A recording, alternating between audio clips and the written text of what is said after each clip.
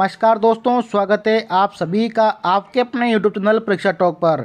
दोस्तों, आज के इस वीडियो में हम डिस्कस करने वाले हैं जनरल साइंस के 25 बेहतरीन सवाल जो कि बार बार एग्जाम के अंदर पूछे जाते हैं।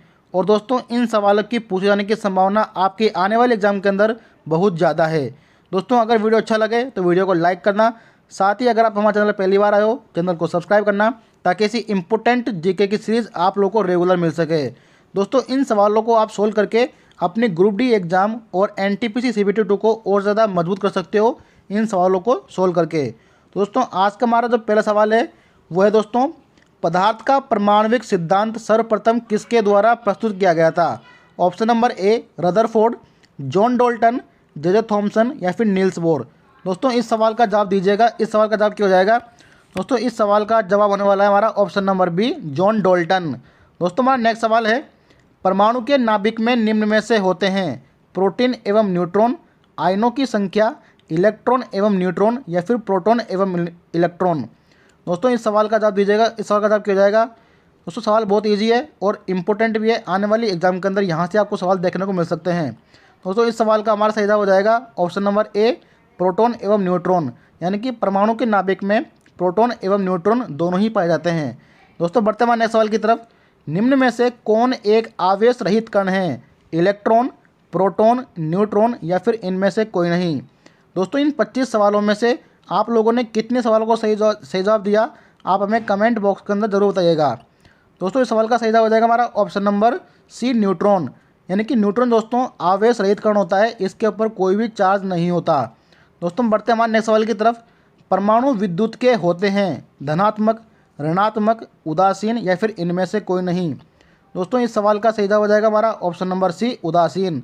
यानी कि परमाणु जो होते हैं ना विद्युत के उदासीन होते हैं। बढ़ते हैं नेक्स्ट सवाल की तरफ। इलेक्ट्रॉन की खोज किसने की थी? J Thomson, James Chadwick, Goldstein या फिर फेराडे। दोस्तों, इस सवाल का जवाब क्या हो जाएगा? तो इस सवाल का दोस्तों सही जवाब हो जाएगा हमारा option number A, J Thomson. Electron की खोज जे थॉमसन ने की थी, न्यूट्रॉन की खोज जेम्स चैडविक ने की थी, जबकि प्रोटॉन की खोज गोल्डस्टीन ने की थी। दोस्तों, बढ़ते हैं नेक्स्ट सवाल की तरफ। पॉजिट्रॉन के खोजकर्ता कौन है? दोस्तों, सवाल इंपोर्टेंट बताएगा। तो इस सवाल का दोस्तों सही जवाब हो जाएगा हमारा option number D, Anderson. Positron के खोजकर्ता कौन हो दोस्तों? एंडरसन हो गए। दोस्तों, अगर वीडियो अच्छा लग रहा हो तो वीडियो को लाइक करना, साथ ही हमारे चैनल को सब्सक्राइब करना, ताकि ऐसे इंपॉर्टेंट जीके की सीरीज आप लोगों को रेगुलर मिल सके, ताकि आप आने वाली एग्जाम ग्रुप डी को आसानी से फाइट कर सके। दोस्तों, बढ़ते हैं हमारे नेक्स्ट सवाल की तरफ। द्रव्यमान संख्या किसका योग है? केवल प्रोटॉन, इलेक्ट्रॉन और प्रोटॉन, इलेक्ट्रॉन और न्यूट्रॉन या फिर प्रोटॉन और न्यूट्रॉन। दोस्तों, इस सवाल का सही जवाब हो जाएगा हमारा ऑप्शन नंबर डी, प्रोटॉन एवं न्यूट्रॉन। दोस्तों, जो भी हम सवाल करा रहे हैं ये सवाल आप लोगों के प्रीवियस ईयर एग्जाम के अंदर पूछे गए हैं और आने वाले एग्जाम के अंदर इन सवालों के पूछे जाने की संभावना बहुत ज़्यादा है। दोस्तों, इन सवाल को देखकर आप लोगों को लग रहा होगा सवाल काफ़ी ज़्यादा इंपॉर्टेंट आप लोगों के लिए। बढ़ते हैं नेक्स्ट सवाल की तरफ। नाभिक के धन आवेशित होने की खोज किसने की थी? यानी कि दोस्तों, जो नाभिक होता है आप लोगों का, नाभिक के धन आवेशित होने की खोज किसने की थी? Option number A, Rutherford, John Dalton, J Thomson या फिर नील्स बोर। दोस्तों, इस सवाल का हमारा सही जवाब हो जाएगा ऑप्शन नंबर ए, रदरफोर्ड। नाभिक के धन आवेशित होने की खोज किसने की थी? रदरफोर्ड ने। बढ़ते हैं नेक्स्ट सवाल की तरफ। पॉजिट्रॉन किसका प्रतिकण है? प्रोटॉन, न्यूट्रॉन, इलेक्ट्रॉन या फिर मेसॉन। तो सारे के सारे सवाल बड़े ही इंपॉर्टेंट हैं, तो एक एक करके आप सभी सवालों का सही जवाब दीजिएगा। पॉजिट्रॉन किसका प्रतिकण है? Option number C, electron. Electron का कण है पॉजिट्रॉन। दोस्तों, बढ़ते हैं नेक्स्ट सवाल की तरफ। किसी परमाणु के बाहरी कोश में कितने इलेक्ट्रॉन होते हैं? सवाल दोस्तों काफ़ी इंपॉर्टेंट है और कई बार आप लोग के एग्जाम में पूछा गया है ये। तो किसी परमाणु के बाहरी कोश में कितने इलेक्ट्रॉन होते हैं दोस्तों? ऑप्शन नंबर सी, इस सवाल का सही जवाब हो जाएगा 8। किसी परमाणु के बाहरी कोश में मैक्सिमम 8 इलेक्ट्रॉन होते हैं। बढ़ते हैं नेक्स्ट सवाल की तरफ। अनिश्चितता का सिद्धांत किसने प्रतिपादित किया था? रदरफोर्ड, हाइजेनबर्ग, पाउली या फिर जेम्स चैडविक। दोस्तों, इस सवाल का जवाब क्या हो जाएगा? तो इस सवाल का दोस्तों सही जवाब होने वाला हमारा ऑप्शन नंबर बी, हाइजेनबर्ग। अनिश्चितता का सिद्धांत हाइजेनबर्ग ने प्रतिपादित किया था। बढ़ते हैं नेक्स्ट सवाल की तरफ। परमाणु के प्रभावी त्रिज्या होती है। दोस्तों, बताइएगा इस सवाल का जवाब क्या होगा कि परमाणु की प्रभावी त्रिज्या क्या होती है? 10 की पावर -10, 10 की पावर -15, 10 की पावर -12 या फिर दोस्तों 10 की पावर -20। दोस्तों इस सवाल का जवाब क्या हो जाएगा? दोस्तों इस सवाल का हमारा सही जवाब हो जाएगा ऑप्शन नंबर ए, 10⁻−10। परमाणु की जो प्रभावित ऊर्जा होती है दोस्तों वो 10⁻−10 मीटर होती है। बढ़ते हैं नेक्स्ट सवाल की तरफ। परमाणु संरचना का मॉडल किसने विकसित किया था? नोबेल, फेराडे, वोल्टा या फिर बोह्र तथा रदरफोर्ड? दोस्तों इस सवाल का सही जवाब हो जाएगा हमारा ऑप्शन नंबर डी, बोह्र तथा रदरफोर्ड। इन दोनों ने मिलकर परमाणु संरचना का मॉडल प्रकाशित किया था। दोस्तों बढ़ते हैं नेक्स्ट सवाल की तरफ। रेडियोधर्मिता की खोज किसने की थी? रदरफोर्ड, हेनरी बेकुरल, रोएंटगेन या फिर आइंस्टीन? दोस्तों इस सवाल का जवाब क्या हो जाएगा? ऑप्शन नंबर बी इस सवाल का सही जवाब हो जाएगा हेनरी बेकुरल। रेडियोधर्मिता की खोज किसने की थी? हेनरी बेकुरल ने। बढ़ते हैं नेक्स्ट सवाल की तरफ। अल्फा और बीटा कणों की खोज किसने की थी? Rutherford, Niels Bohr, Henry Becquerel या फिर मैडम क्यूरी? दोस्तों इस सवाल का जवाब दीजिएगा। काफ़ी इंपॉर्टेंट सवाल है और उतना ही ईजी, कई बार आप लोग की एग्जाम में पूछा गया है। तो अल्फा और बीटा कणों की खोज किसने की थी? Option number A, Rutherford. बढ़ते हैं नेक्स्ट सवाल की तरफ। अल्फा किरणें होती है, यानी कि दोस्तों अल्फा किरणों को किस प्रकार प्रदर्शित किया जाता है? H+ आयन के द्वारा, He++ आयन के द्वारा, H++ आयन के द्वारा या फिर He- आयन के द्वारा? दोस्तों इस सवाल का जवाब हो जाएगा हमारा option number B, He++ ion के द्वारा। दोस्तों आप हमें कमेंट बॉक्स के अंदर जरूर बताइएगा कि आपने कितने सवालों का सही जवाब दिया, और अगर आप लोगों की कुछ क्वायरीज हो तो आप हमें कमेंट बॉक्स के अंदर जरूर पूछ सकते हैं। बढ़ते हैं नेक्स्ट सवाल की तरफ। गामा किरणें किससे बनी होती है?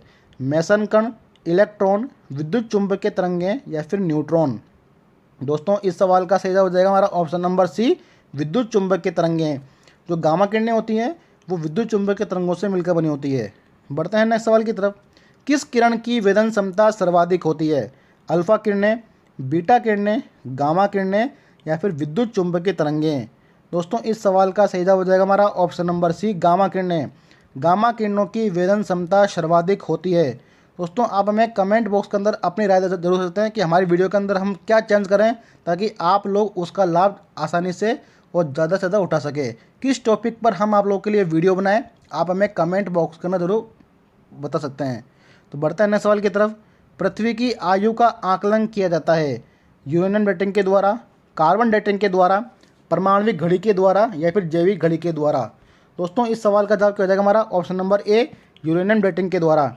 पृथ्वी की आयु का आकलन यूरेनियम डेटिंग के द्वारा किया जाता है, जबकि जीवाश्म का जो आकलन दोस्तों, तो जीवाश्म की जो आयु है उसका आकलन कार्बन डेटिंग के द्वारा किया जाता है। दोस्तों बढ़ते हैं नेक्स्ट सवाल की तरफ।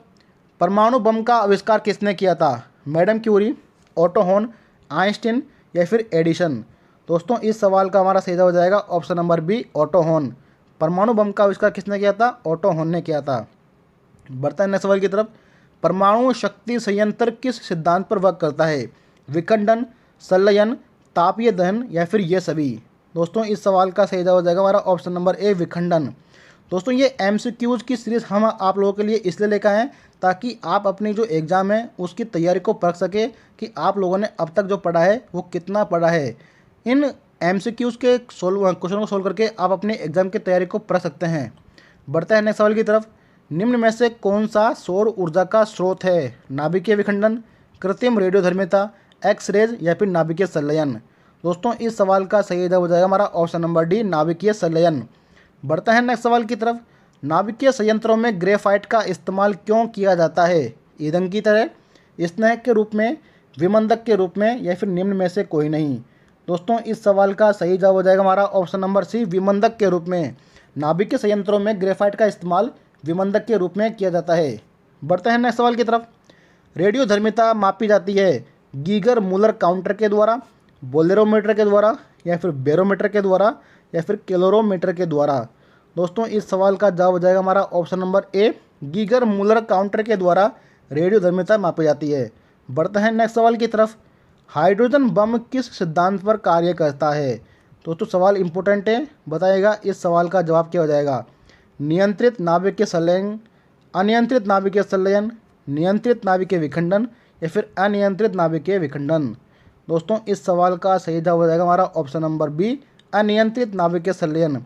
यानी कि जो हाइड्रोजन बम होता है वो अनियंत्रित नाभिकीय संलयन के सिद्धांत पर वर्क करता है। दोस्तों यहाँ हमारे 25 जनरल साइंस के इंपॉर्टेंट सवाल खत्म होते हैं। हम मिलते हैं आपसे नेक्स्ट वीडियो में ऐसे ही बेहतरीन क्वेश्चंस के साथ। अगर वीडियो अच्छा लग रहा हो तो वीडियो को लाइक करना, साथ ही हमारे चैनल को सब्सक्राइब करना और इस वीडियो को अपने दोस्तों में शेयर करना ताकि इस वीडियो का लाभ भी आपके दोस्त उठा सके।